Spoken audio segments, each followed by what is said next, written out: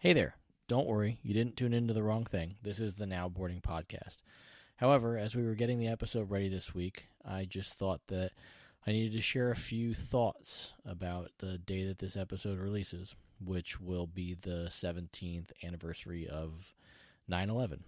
We all have different ways that we remember that day, and I can remember being at work and some jets scrambling from Dulles Airport near where I worked and not knowing a whole lot of what was going on at the time. And we certainly all know what happened next. We watched it unfold on televisions and listened to the stories. And there are moments that I remember from then. The one moment that I can remember most vividly wasn't actually that day. It was probably about 6 weeks later. I was in New York for the first time, a place where I grew up, and I was there on work, and I took the subway down to look at the wreckage, to take it in myself. It didn't quite seem real, even though I knew it was, and I can remember walking down from the subway near Battery Park and just remembering the silence that, for the first time that I can ever remember, the greatest city that I call home wasn't making any noise. And it certainly makes noise today, and the streets are repaved and the buildings are reconstructed, and there are beautiful monuments to the folks that both lost their lives and gave their lives that day. But I think it's important to take a moment to remember the innocent folks that lost their lives, and also all the people that gave their lives on 9/11 to try to help save others. Too many to name all at one time, but each of them a very valuable member of the community, and folks that won't soon be forgotten by many of us. As the years go by, it seems like it would fade away, but I think for folks who lived through it, it may never quite fade away, especially for those of us that are aviation geeks or in the airline world, if you will. So I hope today on 9/11, if you're listening to the episode the day we drop it, I hope you'll take a moment to think about those folks that gave their lives. And if there's a special charity that you want to recognize, I'd certainly encourage you to do so. There's so many great stories from that day of sadness and drear of folks trying to help. And I think that's the message that I would carry away with my children 17 years later. They weren't alive when it happened, and I think the message that I would leave with them is that even on the worst of days, it was uplifting to see the people that wanted to help. Thanks for taking that brief sideways with me. I really appreciate it. We'll get you back to the show.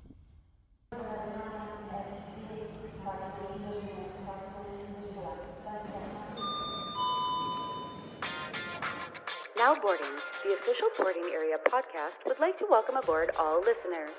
This nonstop service includes interviews, reviews, and insights from our talented crew of bloggers. Episode number 11 is NowBoarding.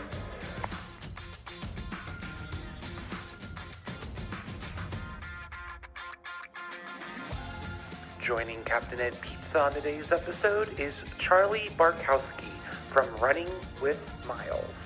Make sure those tray tables are stowed, your seats are in the upright position. Sit back, relax, and enjoy the episode.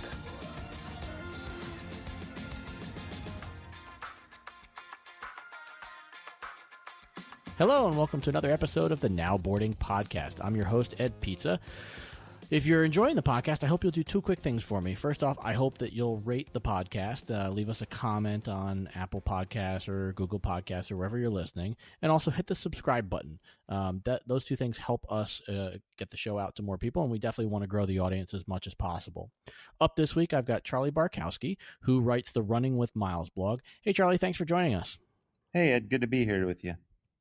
Yeah, speaking of being here, I am super thrilled to be home, although we're sort of in the path of the hurricane. So we're getting the remnants of the tropical storm right now in Virginia, and then we may get a bunch more rain coming up later this week, so we may be floating away. Where are you hanging out today? I'm currently home as well, which right now home is in Greece, and so it's It's pretty hot, but we're hitting the tail end of summer, so that's good. Yeah, you are hitting the tail end of summer. Your weather's probably better than mine right now. It's like mid I'm 50s, sure. and I've got a pool in the backyard of swamp. So Oh my, that does sound good a little bit on some of these days. I got to say that. I would bet on some of them. I'm sure. Although I personally, we were in Greece in the high point of summer, and I didn't find it too horrible from a humidity standpoint. I'm not a big humidity fan. No, me either. I can take a lot of heat, but once that humidity starts ticking up there, it's not very pleasant for me. Yeah, I agree. Well, hey, thanks for joining us on Now Boarding. I guess let's get started with how it is that you got your love of travel. Well, funnily enough, I actually had never stepped on an airplane until I was 18. We did everything by the road, and most of that was trips to my grandparents' house and the fall trips to Vermont from our home in New York. But I had always found airplanes to be fascinating and couldn't wait for the time that I actually went on a plane. And my first trip actually ended up being going to Israel for a tour, which was phenomenal. And that kind of just got me. I could not wait to go on another trip after that. And I didn't know how much I would be able to travel, but it's turned out that I've certainly made up for it in the last 18 years for not having flown at all in the first 18. So that first trip to Israel, I assume you were in coach? I was in coach, yes, and I being my first trip anyplace, it really I'm very happy. I didn't know it was to the left when I boarded, but I don't think it really would have mattered. Just going any place was fantastic, and it was a great trip. We had a great travel agent worked in an overnight in Frankfurt on the way back, so had some a little taste of some German food and great trip in Israel, and it was a fantastic trip. So I've done that a number of times since, and only a couple times in business. Yeah, we traveled quite a bit when I was a kid, all in coach. So I didn't really know what was down the other end of the plane either for quite some time. When was the first time that you got a taste of business class heading over an ocean? I It actually was on the way home from Israel on one trip, and my dad was with me, and I was a Delta Diamond medallion at the time, and they had coach was oversold, so they bumped me up to business. But being that I was with my dad, I actually moved him up into upstairs of the 747 instead. So that was my first upgrade to business, but not actually the first time I was able to fly business myself. So it wasn't until I think about the next year. I want to say it was. It could have been. I think it might have actually. I might have skipped business altogether. I think it was first class on Cathay Pacific to Hong Kong from JFK. Oh wow, Yes. wow. Yeah, I've been on that flight, although only with I think only with two cabin crafts. I don't think I've ever flown JFK Hong Kong on a 3 class Cathay flight. It was I remember it was a winter storm, so my flight I knew was going to be canceled from Rochester, so I ended up driving all night to get down there, and it was I really didn't care how tired I was. I think it was a 9 a.m. departure or something. I just knew that I was going to be on a bed and it was going to feel phenomenal. And it ended up we had a long wait on the ground, so again I didn't care. 17 hours in Cathay Pacific felt really good. Oh man, but that drive from Rochester, it's been a long time. I've actually did it once, very long time ago. I've done it more times than I've would have liked to, simply because the weather cancels those little planes, and Yeah. your international flight's still going out. So the most recent time, I think it took me, wow, I want to say a 6 hour trip took me about 11 hours because of the Oh, snowstorms. yuck. Yeah, not nice. So you and I have known each other for a few years on the boarding area platform, but I don't actually know how long you've been blogging about travel and running. I actually, this December 27th, I think it'll be 7 years that I've been blogging in. I think it's been about 4 with boarding area. So yeah, I can't believe it's been 7 years. That's seems like a long time. Yeah, I'm hitting my 10 year. Actually, I think I already hit it. Although Oh wow. I should probably look that up.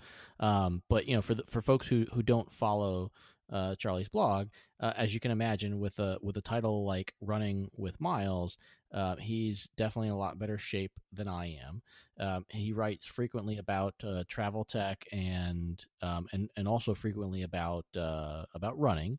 and there's a pretty good intersection there when you consider the tech and then the traveling that he's doing to get to various races. And in fact, you recently had a post which I thought was hilarious about earning miles for finishing a marathon. Yeah, that's not that's something I wish more races would do, but obviously there's not a whole bunch of crossover appeal necessarily. So I'm glad that at least one race targets that for the people that are interested. Yeah, my wife is a marathoner. She hasn't done one in quite some time. She had a little problem with her hips after childbirth. She still runs quite a bit, and I've always said I was never going to get anywhere near it. Although I did somehow manage to walk 19 miles on my crazy Disney experience a couple of weeks ago, which was not my smartest decision. Which is why I'm doing it a second time. Congrats on that as well. That's well, that's the fun of making those wild decisions. They push you to do it again and again and again. I agree. How many marathons have you run? I kind of lose track sometimes. It's someplace between 52 and 56 marathons or ultra marathons, which are distances, any race distance over 26.2 miles. So I've done a few 50 milers, a couple 100-kilometer runs, which is 62 miles for those in the US, and a bunch of 50Ks as well. Good Lord. I couldn't imagine 26 miles, let alone doing 50 miles. That's it's an interesting and different kind of event, since it's more laid back. A lot of them are in the woods and kind of treated like a big old picnic that you just spend all day running and eating. I mean, you get fantastic food all along the route, and when else do you drink lasagna out of a cup? My grandmother just rolled over in her grave. I just want you to know that. Yeah, you got to put a little extra sauce in it to make it go down right, but it works. I don't know that I own a pair of sneakers that has 50 miles on it, period, let alone run 50 miles at one time. It's definitely a nice challenge, and you feel a lot of things after the end of that, but one of them is that completing something like that. It's kind of cool. Yeah, no, I mean, definitely a huge accomplishment. And, when my wife finished her first marathon, I was just so in awe of her with all the training and everything that went into it. Given that you've run that many marathons and obviously, you have a job, how do you find you balance the time between running, work life, family, and the blog? Sometimes it does come down to whether am I going to work on a blog post or am I going to get a run in right now? And unfortunately, especially during the summer, sometimes the runs have to take place when everything else is kind of dead, which means middle of the afternoons, which I'm not a big fan of that. I can say safely I've pretty much run it every single hour of the day in training. Not at one day, but just fitting them in wherever I can, whether it's 3 in the morning or 3 in the afternoon. Yeah, trying to get them in. So, yikes! Yeah, I can't imagine running in the summer heat in Greece is very fun. No, I did a couple years ago. I did my biggest running event, and I had to do my peak training months were in August, and I was training for a couple of my runs were going to be desert runs, so I actually suited up with a jacket and went out in 105-degree weather and did 500-mile weeks. That was it was a good test in a variety of ways. I got a lot of great looks too. Nobody's really out that much that time of the day, and then to see somebody wearing a coat and a hat. Oh, I can only imagine. Don't do that at an airport. TSA, I'll never let you go. Oh no, for sure. So while I think about Charlie suited up in a jacket running in 105-degree heat, we're going to step aside for a minute for a quick commercial break. We'll be right back on the NowBoarding podcast.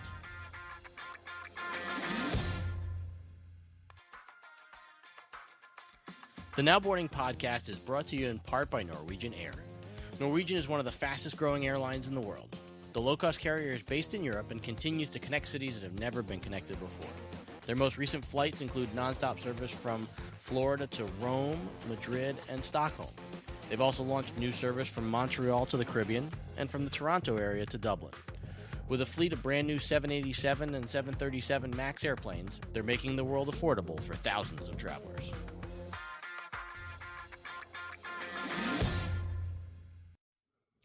And we're back on the Now Boarding podcast with Charlie Barkowski of Running with Miles. Charlie, what was it that made you want to start a blog, given everything else you had going on in life? Well, I actually used to book a lot of travel for friends and family and doing a lot of group stuff just for trying to help people save money. And I kind of stumbled upon the whole miles thing. At least it was probably about, I would say maybe 15, 16 years ago. And then once I found out how great that was, it seemed like everybody else kept asking me the same questions of how do you do this? How do you do this? So I said, well, I'll just start doing an email for everybody. But at that point, I started trying to arrange some running tours for marathons overseas. And everybody kept saying to me, the cost of getting there is the problem, not when I'm there. So I kind of started putting all this together. And what kind of finally pushed me over the edge was when I went to Fargo, North Dakota for the Fargo Marathon. And someone said, why'd you come from Rochester? How much did that ticket cost? I said, it's like $500. They said, what? I said, well, I paid like $10. What? They just couldn't believe it. Oh, wow. If I could do that, I would go all over the place. So I thought, okay, that's it. I'm going to start and try to help more runners run more. And over time, it's evolved a little bit to incorporate some of my other interests as well. And so that's kind of how we got to where we are today. Yeah, my story's somewhat similar. I kept answering the same questions for people back when email was like the common medium, and then I learned what a blog was. It's like, wow, I could answer one question once, and then I could just point people to the link over and over again. Yeah, the funny part was I had told my wife at the time. I said, I think this will be great. Every Sunday night, I'll just sit down for an hour and knock out 7 posts for the week. It'll just take me an hour a week. Oh boy. And that did not last all that long. And I was like, oh wow. You get through those 7 things, inside and out, and all of a sudden you're like, wow, I got to find some other stuff. Yeah, I don't think people realize how much time goes into the blog, and I get that folks have strong opinions about stuff, and Sure. but it does amaze me sometimes when the comments that come back when you consider the amount of time that you put in to create content that you hope is helpful to people. Yeah, I one of the things I strive for in my blog is I'm really not a fan of clickbait, and so I might leave some things vague sometimes just because I think people see certain airline or certain hotel and they say, oh, I'm not interested, and I want them to come in to see why they should be interested. But when people click on something that's very obvious what it's about, and they come to, what in the world is this about doing here? It's like, come on, you read the title, you clicked.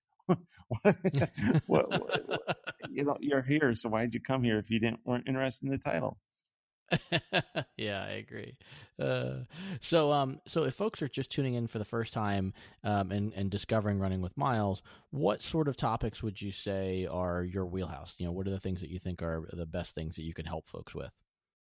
I love highlighting unique race destinations. I'm starting to get back into doing more of those, whether it be marathons, half marathons. There's a lot of 5Ks that take place on airport runways, which for aviation geeks is a kind of a cool thing.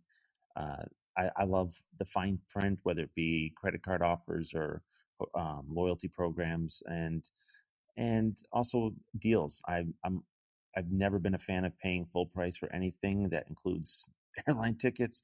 So I like to try to find things that I'm interested in and hope that helps others that are interested in those things as well, which normally involves travel tech, fitness gear, and as well as other destinations and travel such.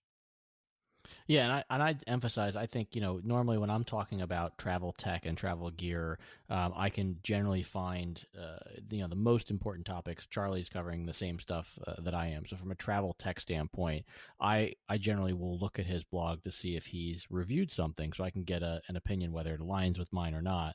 But he's definitely got a good voice on travel tech, and then also, too, on how to find the best price on a lot of that stuff, which I don't spend a ton of time on. When Amazon has super cool sales, I'll definitely jump in, but I frequently see stuff on your site that's for other sources for things like Apple Watches or Garmin devices at really good prices. All right, I appreciate that, and I love seeing the stuff you cover as well. It's another good corner to observe and to kind of get a different perspective on. And the funny thing is, sometimes with some of the deals I search for, I think, man, if it wasn't for blogs, I would have actually wasted money by searching this long to find this particular savings. But I know there's a lot of people that do like to save money on things, so I figure, well, if I can turn it into a blog post, it'll be worth the time. So Yeah, and it is a thing. I remember, Brian Kelly, the points guy, said to me a number of years ago, back when I first started blogging on Boarding Area, he said, "Hey, like, there's going to come a time when you're going to think that, because somebody else wrote about something that you shouldn't, and he's like, you should just write what you think you should write about, what's important to you, and not worry about how many people covered it or what they're going to say." And I think it was a very telling comment of, I'm sure there's stuff on there that on your blog, just like on mine, where some folks will look at it and go, well, I'm not interested in this. And it's like, well, that's not really the point. It's not to say that you're writing for you, but in a lot of ways, you're writing about things that are important to you. And so if folks see it there, they should know that these are things you're passionate about, and you're going to give a well-informed opinion on them. right, and sometimes it's really surprising me. I'll put hours into researching a particular redemption program or trying to find a sweet spot or something, and you'll have maybe 10% of the traffic you think you're going to get from that, but then you have some deal thing that takes you 5 minutes to write, and it ends up becoming your biggest post of the year, and you're like, that doesn't even seem fair. Yeah, no, there's no question that the amount of time we put in does not correlate at all to the number of clicks that we get. No, no, no, no. So that, you never know what's going to work with it. So you just keep going, trying to find stuff that might interest people like it interests you. Yeah, I agree. I agree. And that's why I think you got to love writing a blog, because there are going to be days, like you said, where you write something that just doesn't resonate with your audience. And if you hated writing it, then what was the point? Right, right. So let's talk a little bit about how you travel. Is most of your travel for work or for pleasure? I'd say it's a healthy mix. It can sometimes it can be mostly pleasure for most of the year, and then all of a sudden just an onslaught of work travel for a solid month or two. So it does vary, but most of the time it evens out. And are you traveling enough now that you have elite status with any airlines or hotel chains? My airline of choice right now, since I'm in Greece, is Aegean, and for a number of reasons, they're fantastic. Like with their award redemption rates between the U.S. and Europe, it's only 45,000 miles for business class, and you can merge family accounts together, and it's just so easy to get those miles. And but the sweetest part of it is how easy it is to renew. It takes flying 4 flights and earning 12,000 miles in a year to re-up for gold status, which gives you lounge access in the Star Alliance lounges worldwide. And I mean, for 12,000 miles of flying, it's pretty incredible. So, and I'm on my soft landing with American Airlines, and I'm at I think it's gold with them right now. And then I've got a bunch of hotel statuses. The one I keep going to earn is with Hyatt. So they're my favorite. Them and Aegean, those are my favorite programs at this time. And I love National for car rentals. Mm-hmm. And so when you are traveling for pleasure, do you find yourself venturing short hop stuff around Europe? Are you heading to other continents? What's your, where's your travel normally taking you? A lot of Europe and Middle East as well. I end up doing a number of trips back and forth to the U.S. each year, so it gives me a good opportunity to try out different airlines. The funny thing is, I keep wanting so badly to try like Norwegian, and there's no way I can, because I'm not in a city they serve. It's no way I can make it work to where it's as cheap as advertised. So I stick with the other mainline airlines instead. So I mix it up. I like to come back from the U.S. in business and go to the U.S. in coach. It kind of just works better with my Yeah. body. And then if I'm trying to sprinkle more Asia in, do the Middle East, and like to get more into Africa in the next year also. So I move it around a bit. Yeah, I've had some really good experiences with Norwegian. I know some folks have had issues, and I'm not going to say that they're perfect, but they've really served me well the handful of times that I've flown them, either for the fare or their premium product is very reasonably priced. So I definitely would recommend trying to hit them at some point if you have a chance. They can really fill a niche. I get that you're not located in one of the places that they fly, even though oddly enough I landed in Greece flying to Africa on Norwegian last year. Okay. Oh yeah, I them and WoW, I really want Yeah. to try, and especially when you see this low as they get, but it's just, you know, when you figure in the cost of getting there, even a regular size carry-on, and then you look at your mileage account and you're like, I'm just going to go with the miles. Yeah. So you and I were talking before we hopped on the air about your around the world project. I don't want to steal your thunder, but can we talk about that for a little bit? Sure. Yeah. As a way to try to mix and kind of revisit the whole marriage of running and travel together a couple years ago, I did a 6-continent, 6-marathon run trip, and it took me 4 days and 21 hours to do all that. Kind of like a personal goal of trying to see if I could do it all in first or business class and with the least amount of money out of pocket, and to show runners, hey, I just hit 6 continents doing 26 miles on each continent in 4 days and felt pretty good about it too, being that I'm in lie flat all the way. So that was a real blast. I did it years before in economy. Oof. 5 continents, and that was really rough. But yeah, it was. I'm still trying to get those posts finished up, and I have some on the blog now, and it was great. I flew from Thessaloniki to Cairo, Egypt, ran in Greece, then Egypt, then Abu Dhabi, and then got to fly Etihad's first department from Abu Dhabi to Sydney, and then flew actually one of the rarest routes in the world from Australia to Chile. Oh, wow. I think there's only 2 or 3 flights on that route, and then that cover that part of the world. And then ran in Santiago, and then flew up to DC and finished in DC. Actually, it was on September 11th a couple years ago. So did as a fundraiser as well for military vet group, and so it was a real blast, just to kind of try to show travelers that, yeah, it's possible to land and get out and get some runs in, and show runners, look what you can do with miles. So it cost me about $250, and I want to say 177,000 miles. I'm never, ever going to think about being tired when I get off of a long flight again. I'm going to think about the fact that you actually hopped off these flights and ran a marathon and then got on another one. That's insane.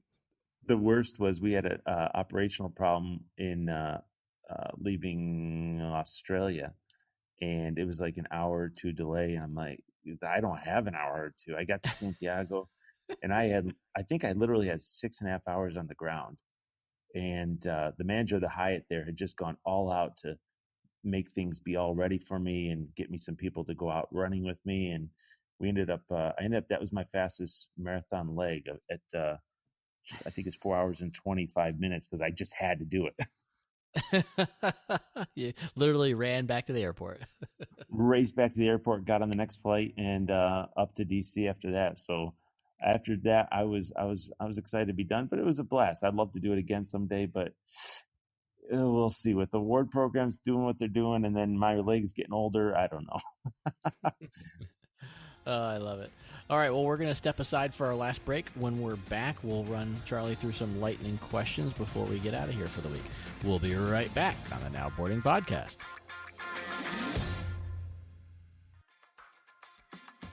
The NowBoarding podcast is brought to you in part by No Jet Lag. Don't let jet lag get you down.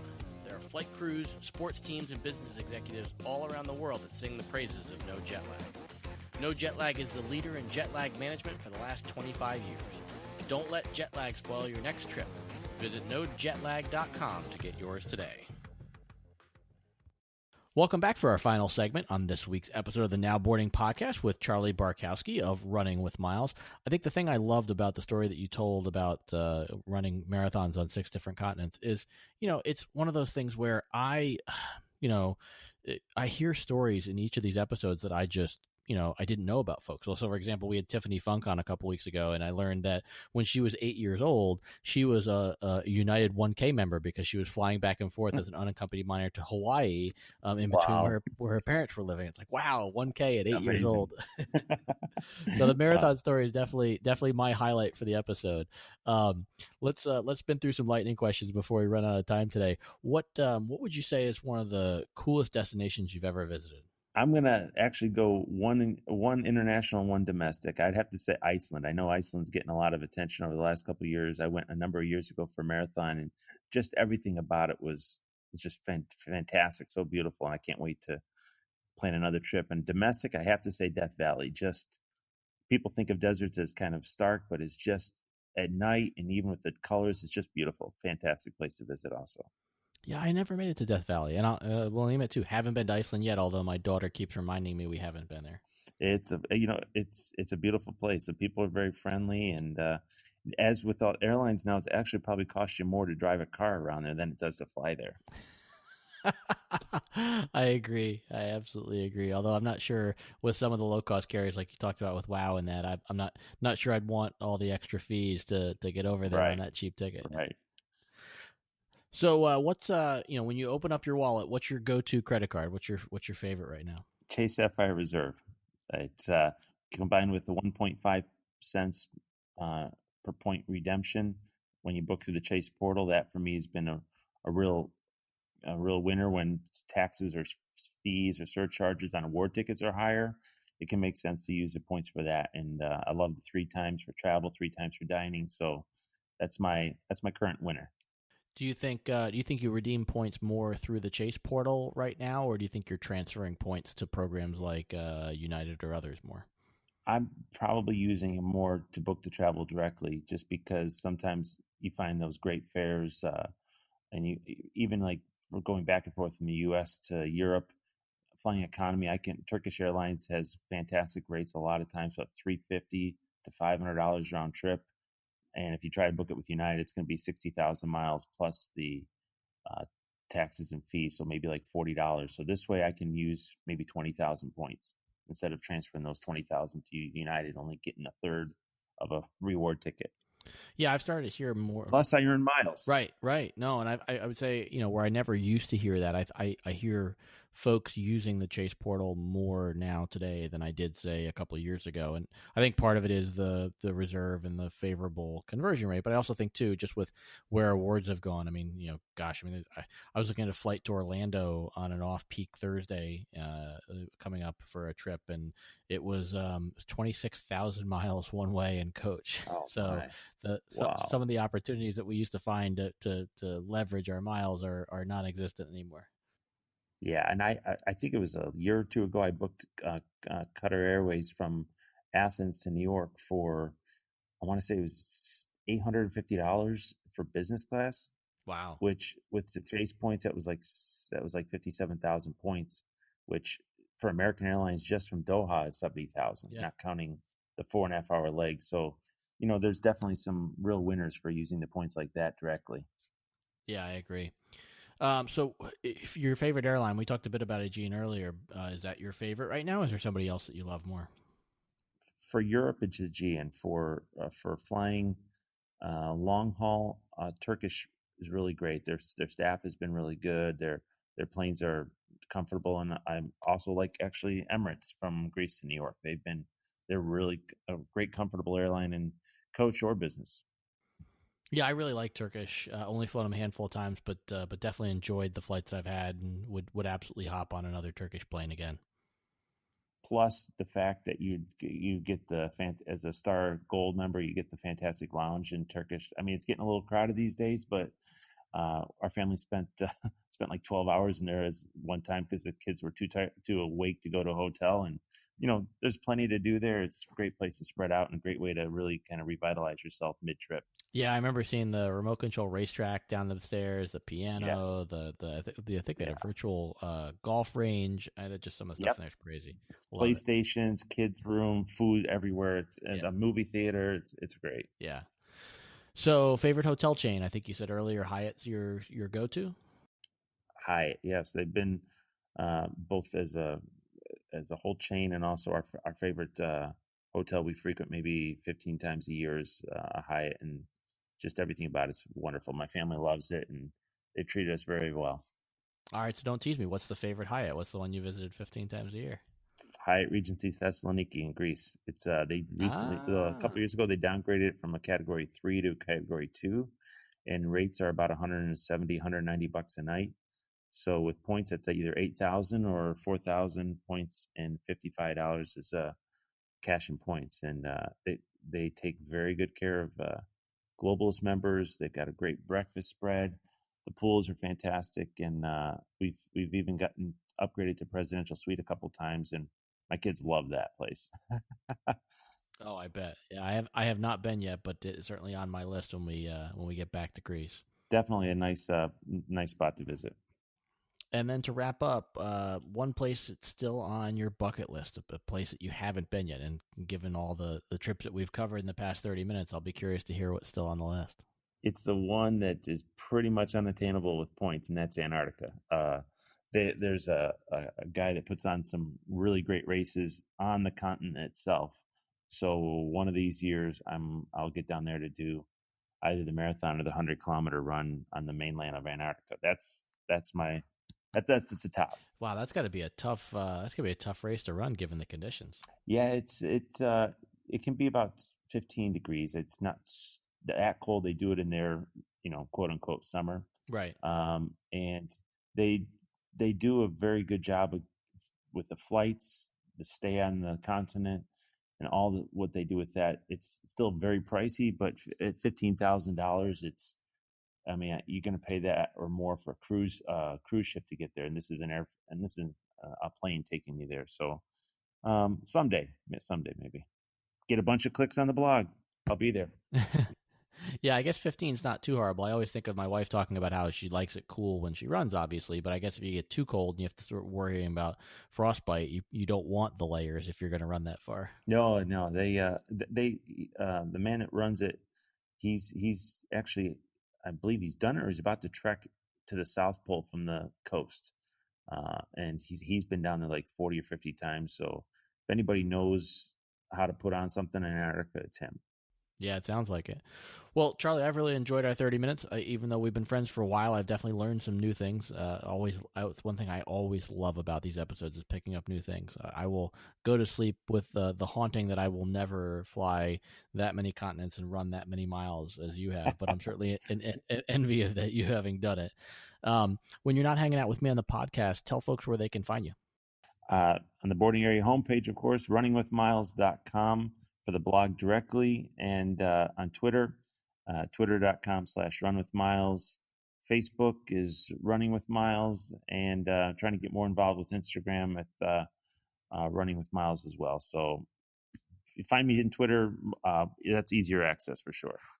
Awesome. Hey, thanks a bunch for being on with us. Thanks so much, Ed. Appreciate it. Folks, if you enjoyed the podcast, I hope you'll check out Charlie's blog at runningwithmiles.com, and I hope you'll subscribe to the NowBoarding podcast and leave us a rating. Those two things help us reach more folks for the show, and we definitely love that. Until we're back with you again next week, thanks for tuning in to another episode of the NowBoarding podcast.